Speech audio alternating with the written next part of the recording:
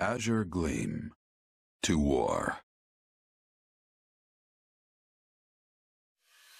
It is the end of 1181. 2 years have passed since the Officers' Academy closed its doors. After ascending the throne, Dmitri labors to bring peace to the Holy Kingdom of Fargus. With Edelgard ruling as the Emperor of Adrestia and Claude leading the Leicester Alliance, the three erstwhile schoolmates strike out as the next generation of leaders. A new era is dawning in Fodlan, and much teeters at the brink of great change. The first tremors of a major upheaval rock the land as Edelgard declares war on the Central Church.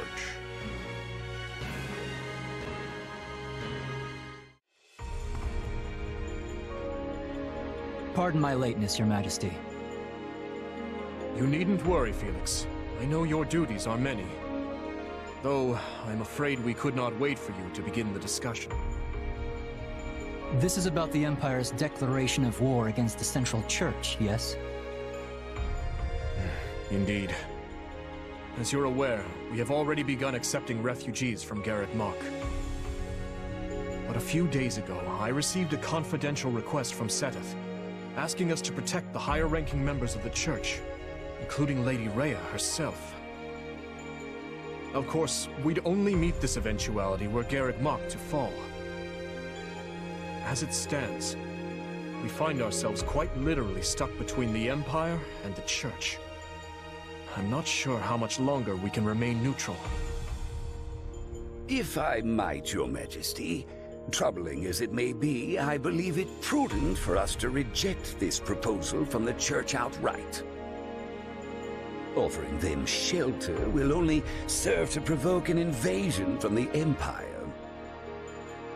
This matter of the Southern Church concerns me as well, but I believe we have more important matters to be fussing over at the moment. Your counsel is much appreciated, Viscount Elidor, but I assure you, things are not as cut and dry as you make them out to be. The mandate granted to the King of Fargus and all the lords who serve under him is given legitimacy only by the grace of the Church. Are we to renounce the very heart of this kingdom simply because we shudder at the thought of invasion?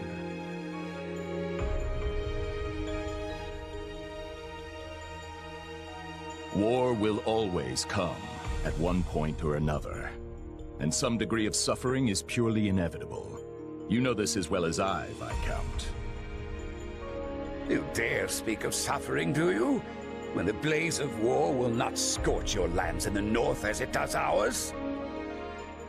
I would normally agree that those of us from the Northern Territory should hold less sway in this discussion. But if Garreg Mach were to fall, the war front would not halt in the west. Your Majesty, what of House Rowe or Galatea, or the others in the south? Not a word from Count Rowe as it stands, but I did receive a missive from Count Galatea. It read, "My people are not fools enough to rejoice in the surrender of their territories to invaders. There is no morality in turning our backs on the institution at the very foundation of our lives. We must support the Church as they have supported us." Your Majesty, we owe a great debt to the Central Church for their role in quelling the uprising 2 years ago. To not repay such generosity in kind would risk weakening the trust of your vassals. And if that happens, we might find ourselves right back in the same mess as before. They lack the crest of Blaiddyd, but there's no small number of nobles who might crawl out of the woodwork claiming royal blood. The kingdom's already seen the turmoil and division such claimants can bring after the death of King Klaus. But Duke Fraldarius, surely we are better served attempting to head off the very real and imminent war at hand, instead of debating hypothetical unrest. I don't want my people to suffer the pain of conflict. But does anyone here really think the Empire will simply stop if we appease their every demand? Suppose we do let the Empire take the Archbishop. And suppose we accept this new Southern Church. Then what? I imagine the Empire plans to install the Bishop of the Southern Church, Count Varley, in Lady Rhea's place. I fear I've heard nothing good concerning either the man himself or his teachings. They purport to be an arm of the Church of Seros, but the Southern Church is nothing more than a mouthpiece for the Empire at large. In other words, rejecting the Central Church in favor of this new Southern one would be no different from flat-out accepting Imperial rule. It's hard to say just how they would treat our kingdom were such events to unfold. Though I imagine it would involve heavy taxation for the express purpose of bleeding Fargus dry and filling the Imperial coffers. Do you have something to add, Duke Fraldarius? Not really, no. I was just wondering how long we were planning to continue this tedious charade. The question's simple. Do we hand over our kingdom and subject ourselves to Imperial rule or not? I believe the Margrave has been quite clear as to what will happen if we give in to the Empire's demands. We've all been informed of the rapid reformation their region has undergone, many aspects of which I admire, I'm not ashamed to say. But an old, stubborn land like ours isn't suited for such tempestuous change. Radical new freedoms are not what the people of Fargus need right now. They need stability, steady improvement in their daily lives, and real, lasting change can only come from a solid foundation. Sounds like your Majesty has made up his mind then. Just say the word and we'll leap into action. The Holy Kingdom of Fargus will hereby offer asylum to the Church of Seros. Everyone, sharpen your blades and prepare for the battles ahead. Gustav, Dedu, make to ride at once. Our intentions must be made clear. Not only to the Church and the Empire, but to Count Rowe as well, and all the other lords who failed to answer my summons.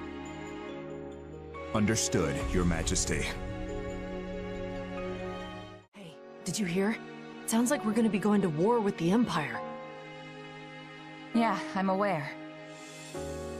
Ever since His Majesty ascended the throne, we've been fighting battle after battle through every corner of Fargus.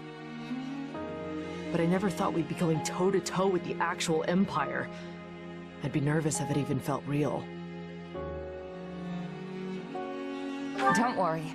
It'll start feeling very real very quick once the sword starts swinging. You know, that might be the single worst attempt at motivational speaking I've ever heard. Not that I'm much surprised at this point. I can't help but wonder, though. What happens to Fargus now? I feel like things have been steadily improving lately, but not everyone favors His Majesty as I do. Yeah, I hear the grumbles too.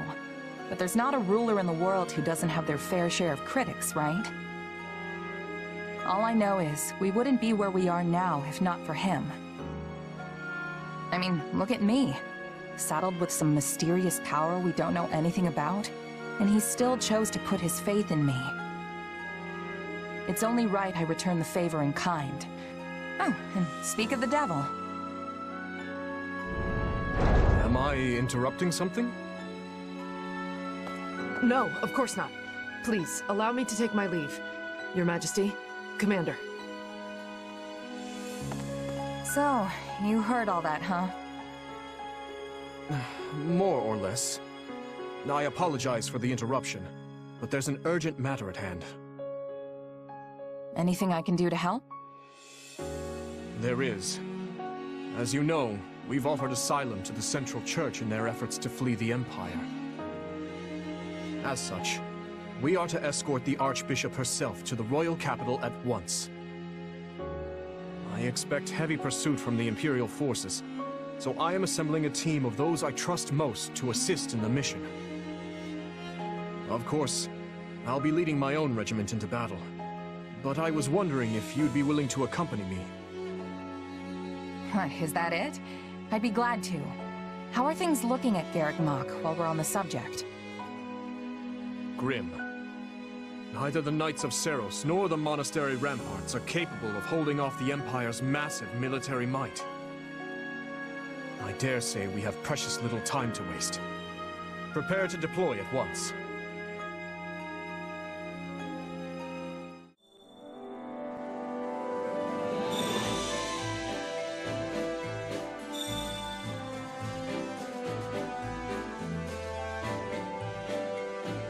Hey, did you hear? We rounded up the last stragglers from House Climate. Yeah, and brought destruction raining down on one of their villages in the process. Of course, it was partially their fault for mustering an army, but I can't believe His Majesty would allow such meaningless slaughter.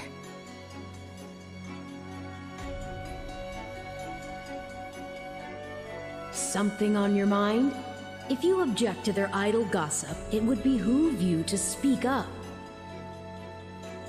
No, it's just... I don't really know what Dimitri was thinking either.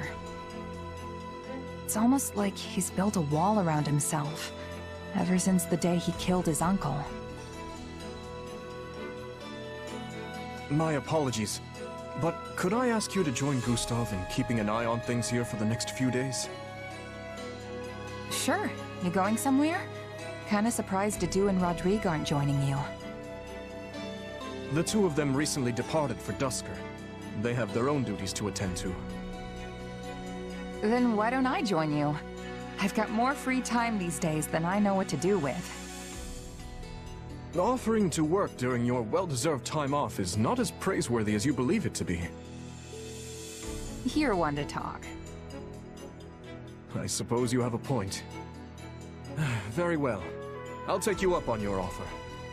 The journey will not be a pleasant one, but your assistance will surely prove valuable.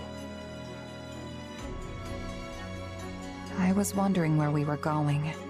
This is the village that was wiped out during our recent battle. Hold on. You're not planning to bury the dead by yourself, are you? That's not really a job for a king. Perhaps not. Yet a resting place is all I am capable of offering them now. Were it possible, I would not have let this village lose a single brave soul. I never intended to see them incinerated by the all-consuming flames of this war. But as the one who authorized our battle strategy, I alone am culpable for their deaths. It's not like you made the decision lightly, though. You discussed it for hours with Rodrigue and the others. Even so, no means can possibly excuse these ends. No amount of justification will bring back the lives that were lost here. True. And no matter how hard you fight for a better outcome, there's no guarantee you'll actually achieve it. No, I cannot shut my eyes to the cruelty my actions have wrought.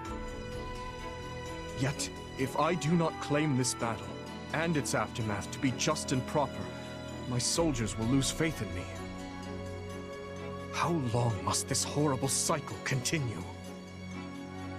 Don't be like that, Dimitri. I'm sure people will understand if you just tell them the whole story. There's no need for that. This burden is mine to bear, and mine alone.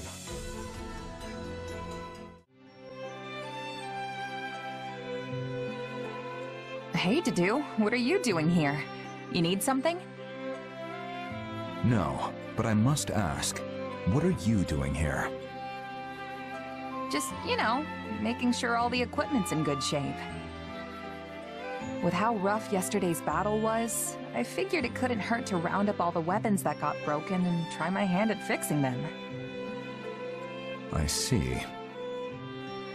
Sorry? Should I not have taken them out at night or something? You're giving me this look like you don't trust me. You have His Majesty's trust.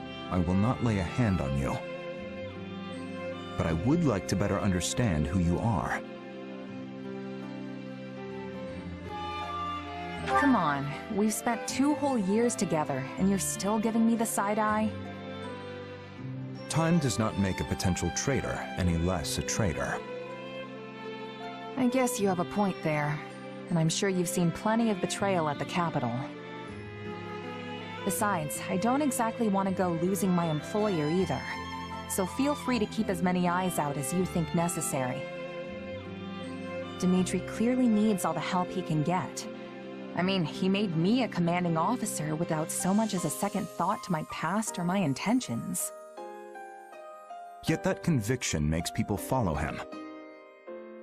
And I agree with his decision. Having you close by is convenient. What, so you can keep a better eye on me? It doesn't really matter. As long as he's paying me, I'll do whatever I've got to do to win for him.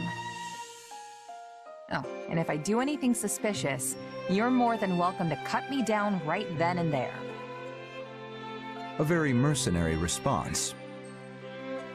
Well, yeah, that's what I am. I might have risen the ranks, and I might have my own unit now, but I'm still a merc at heart. As long as I get the results, everything else, like trust and respect, will follow. At least, that's what my old Captain Burling taught me. So I guess I don't have much choice but to just keep at it till I earn your trust. I see. Now, these weapon repairs will take time. Allow me to aid you. You sure you don't mean keep an eye on me? Glad to have your help, though, Dedue.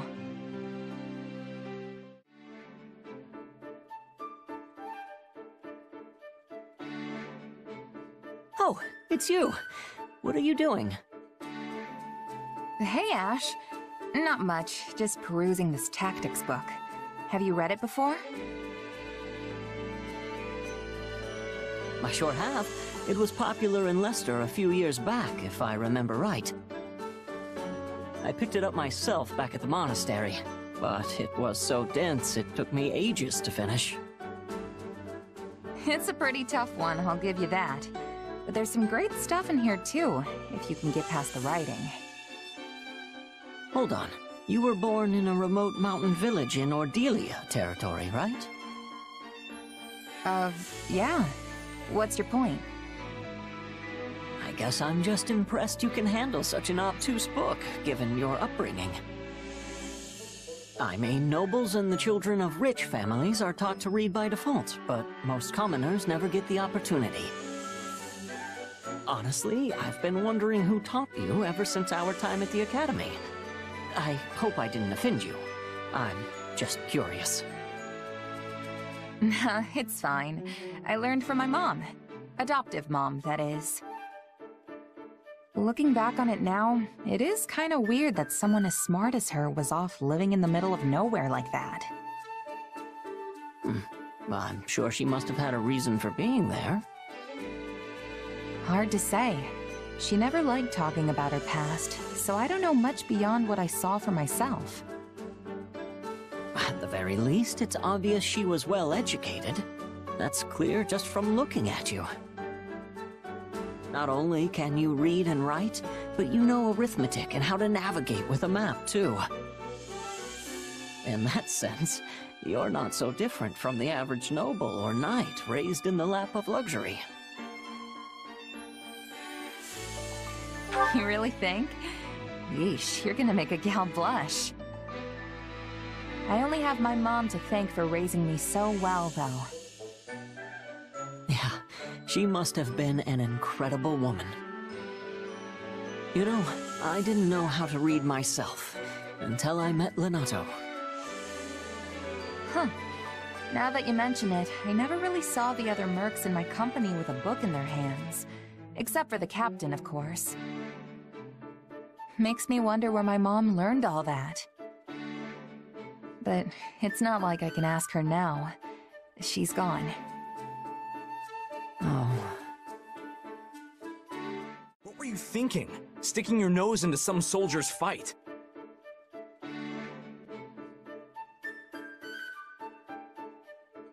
You have a lot of growing up to do if you're still throwing yourself in the middle of random brawls like that.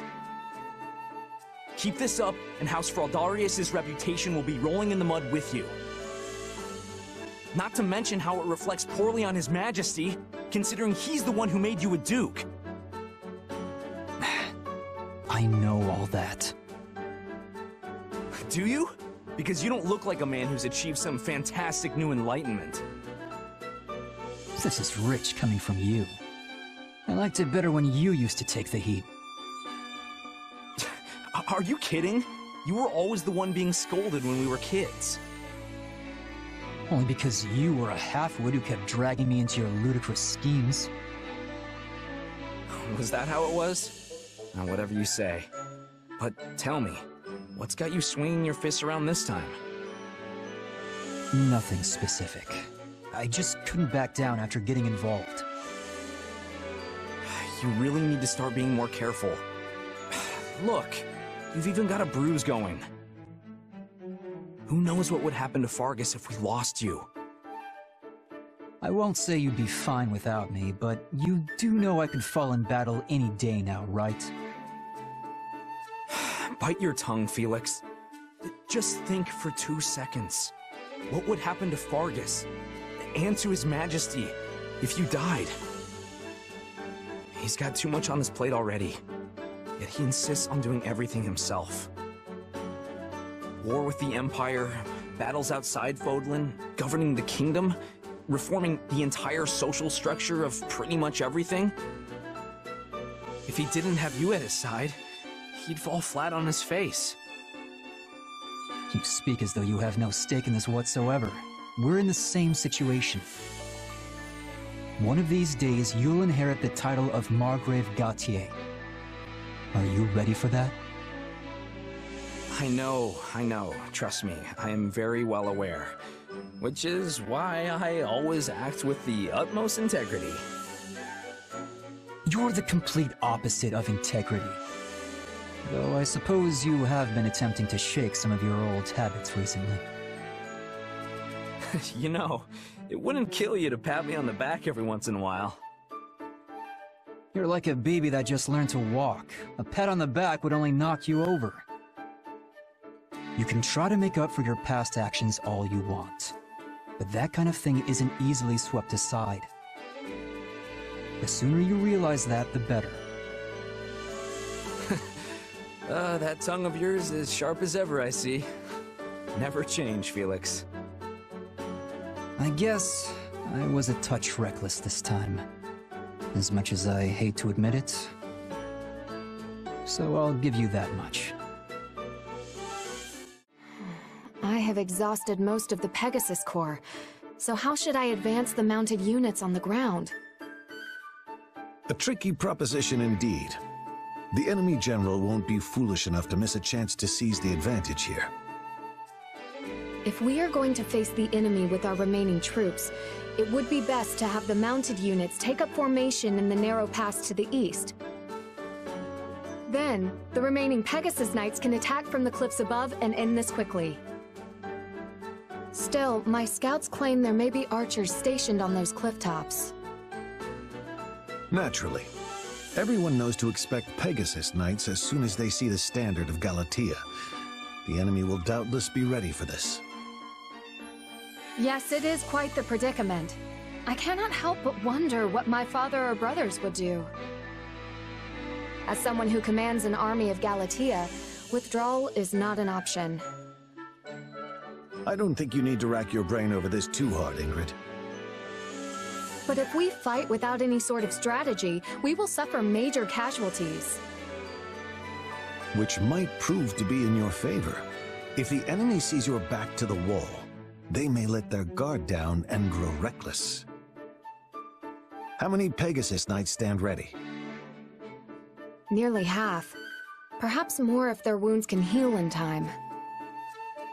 Then select the most skilled from among them and make for the cliff tops. And fly into the jaws of their trap? While using the speed of the Pegasi to minimize injury, make it look like you're taking a desperate retreat. Then withdraw your troops. If the enemy thinks they've subdued the famed Pegasus Knights of Galatea, they'll deploy troops from their main fortress, leaving it lightly guarded. Once they do, send a separate unit of your remaining Pegasus Knights to capture it. Yes, that just might work. You are amazing, Lord Rodrigue. I suppose this comes from your wide range of experience. Actually, it's a strategy suggested by your brother once upon a time. My brother? Oh, that's right. I believe he served in Srang while he was still a squire. Despite his low rank, he astonished us all with his clever suggestions for deploying our flying units. I have a long way to go if I wish to live up to him. I must prove more diligent about studying strategy. Very ambitious. My son could stand to learn a thing or two from your example. But you ought not overextend yourself. Make certain to rest those wings every once in a while. I wouldn't be able to face the Count or your brothers if I allowed you to work yourself to exhaustion. Resting my wings is a rather difficult proposition. I can't very well run about playing games as I did when I was a child. In any case, I thank you very much for the advice. I think I know how to proceed now. The pleasure is mine, Ingrid. This is a most dangerous strategy, so let's endeavor to make sure we both come out of this alive. We've determined the Archbishop's course, Your Majesty. She makes for the Valley of Torment. Then she's fleeing north, to Fargus. There is also, of course, a passage to Daphnel territory within the Alliance. But I surmise you are correct. She surely makes for the Kingdom. If Fargus has chosen to side with the Central Church, it stands to reason they'll mobilize their forces to escort the Archbishop. If they do rendezvous with her and manage to retreat to the Kingdom, our one chance will be lost. Yes. We cannot let her slip through our grasp. I will see to it myself that we don't. Your Majesty, I will need a squadron well equipped for pursuit if I am to accomplish this task. One such as the Brigid Hunters. Given our considerable losses during the suppression of Garreg Mach, a smaller unit would be preferable for this undertaking. Petra's unit. Very well. Take anyone you think could prove useful to your efforts. If we can capture the Archbishop, the tides of this war will turn drastically in our favor. Agreed, Your Majesty. As for you, gather the others. We must discuss what to do about the Kingdom. Right away, Your Majesty.